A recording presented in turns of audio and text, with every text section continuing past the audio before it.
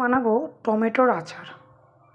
এর জন্য আমি আমাদের গাছে কিছু টমেটো হয়েছিল, এটা একটু খারাপ বেরিয়েছে, ফেলে দেবো। তো কিছু টমেটো আছে, সেগুলোকে আমি একটুখানি বেছে নিয়ে এগুলোকে সেদ্ধ করতে দেবো। আমরা শীতকালে জানি টমেটোটা বেশ ভালোই পাওয়া যায়, বাট এগুলো আমার গাছের প্রত্যেকটাই আমার ছাদ বাগানে হয়। তো সেগুলো থেকেই আমি একটুখানি তুলে নেবো, নিয়ে এগুলো আচার বানাবো। টোটাল প্রসেসটা আমি ভিডিওতে দেখাবো, আপনারা দেখতে থাকুন। আমি বেছে বেছে কিছু ভালো ফ্রেশ টমেটো নিয়ে নিয়েছি। এবার এগুলোকে আমি যেটা করব সেটা হলো একটু লবণ জলে ভিজিয়ে রাখবো। প্রথমে ভালো করে ধুয়ে নিতে হবে টমেটোগুলোকে।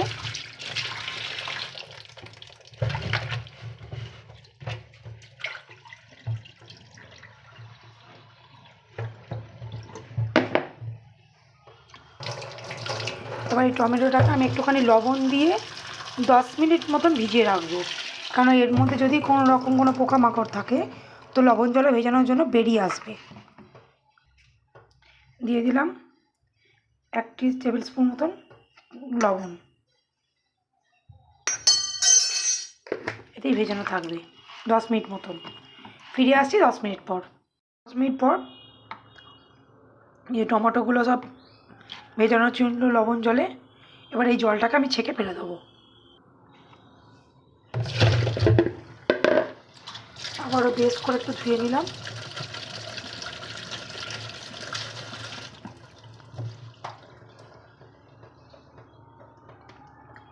এক কাপ পরিমাণ জল দেবো এতে, দিয়ে টমেটোগুলোকে সেদ্ধ করতে দিয়ে দেবো।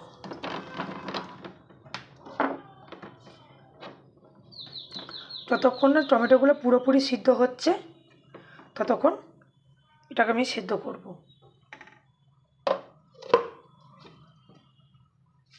এরপর দেখুন ফুটতে শুরু করেছে টমেটোটা, একটু হালকা হাতে নেড়ে দেবো আমি, ছেড়ে দেবো। তরকারিগুলো সেদ্ধ হয়ে গেছে মনে হচ্ছে। এবার ওপরগুলো একটু উপর নিচ করে দিলাম।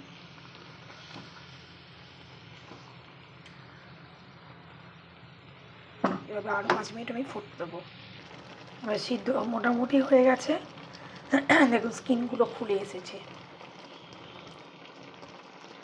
আস্তে আস্তে আমরা নামিয়ে নেবো এটা।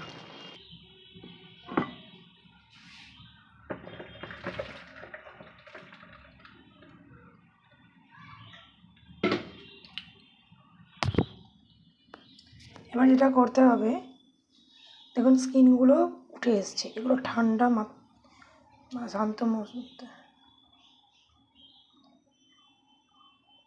যেগুলো করতে হবে, স্কিনগুলো উঠে এসছে, খুব ধৈর্য ধরে স্কিনগুলোকে পরিষ্কার করে ফেলতে হবে টমেটো থেকে। যেহেতু গরম আছে, এটা একটুখানি সাবধানে করতে হবে কাজটা, হাতে যেন কোনোভাবে গরম ভাব না লেগে যায়।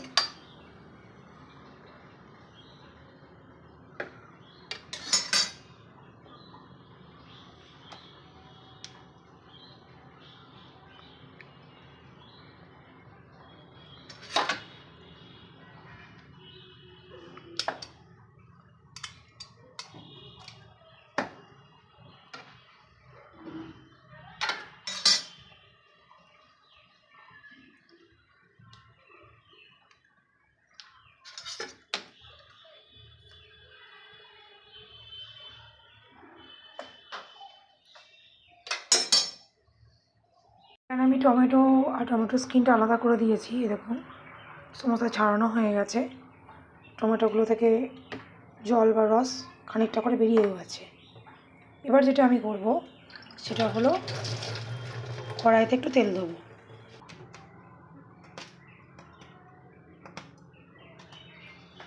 বেশ খানিকটা তেল দিলাম, দিয়ে দেবো বেশ খানিকটা 5 ফোড়ন, আর দেবো একটু শুকনো লঙ্কা।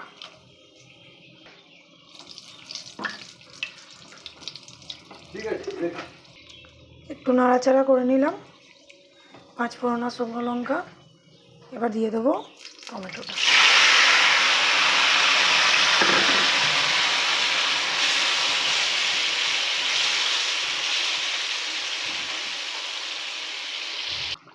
দেখুন টমেটোগুলো ফুটতে শুরু করেছে। এখন এই অবস্থায় আমি অ্যাড করব হলুদ। দিয়ে দিলাম 1 চামচ হলুদ।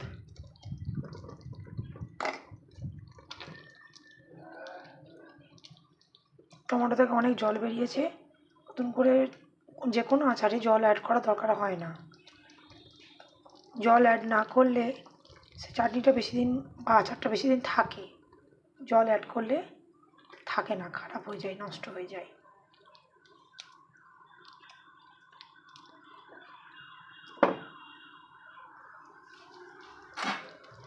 এরকম একটা স্ম্যাশার দিয়ে আমি একটু স্ম্যাশ করে দেবো।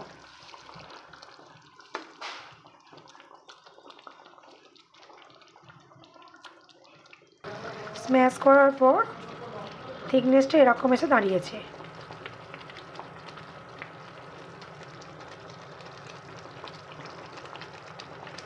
এতে এখনও চিনি বা গুড় কিছুই দিইনি, নর্মালি জাস্ট এটা স্ম্যাশ করার পর ফুটছে। এবার এতে আমি অ্যাড করব একটু চিনি। দিলাম আমি 1 কাপ পরিমাণ চিনি। এতে সবটা হবে না, এতে আমি একটু আখের গুঁড়ো অ্যাড করব।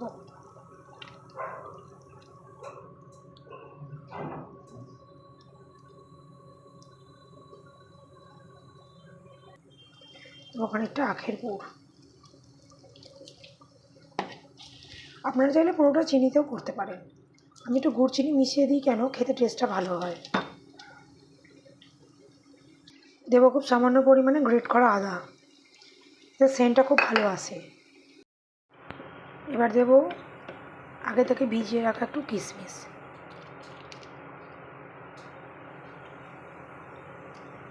সব উপকরণগুলো দেওয়া হয়ে গেছে। গ্যাসের ফ্লেমটা আমি এবার একটু বাড়িয়ে দিলাম।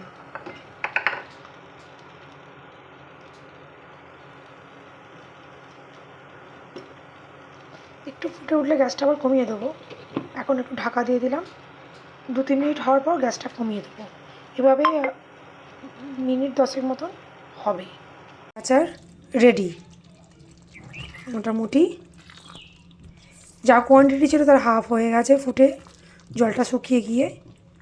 এভাবে আচার করে দেখবেন অনেক দিন থাকে। যে কোনো আচারের ক্ষেত্রে আমি একটু পাতিলেবু দিই, অনেকে একটু ভিনিগার দেন। আমি দিতে পারেন, অসুবিধা নেই। তবে আমি পাতিলেবুর ফ্লেভারটা খুব ভালোবাসি বলে যে কোনো আচারের শেষে আমি একটুখানি পাতিলেবুর রস দিই। এতে করে আচারটা অনেক দিন স্টে করে, খারাপ হয়ে যায় না।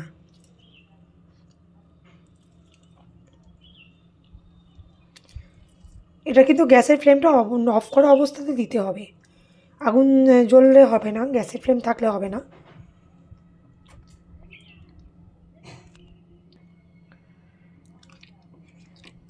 মিশিয়ে নেব পাতিলেবুর রসটা। এবার ঠান্ডা হওয়ার জন্য অপেক্ষা করো। ঠান্ডা হলে কাঁচের একটা জারে রেখে অনেক দিন খাওয়া যায়। এটা আমার ফ্রিজে থাকলে তো আরও বেশি দিন যাবে। এভাবে আচার করে দেখবেন, খেতে খুব টেস্ট হয়।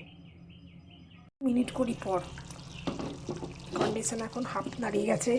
যা কোয়ান্টিটি ছিল মোটামুটি তার হাফ হয়ে গেছে। এটা আরও ফুটবে, আরও ঘন হবে, এই থিকনেসটা আরও ঘন হবে। এর যেটুকু জল আছে সেটুকু পুরো জলটা শুকিয়ে যাবে। তারপর ঠান্ডা হলে আমরা বয়মে ভরবো।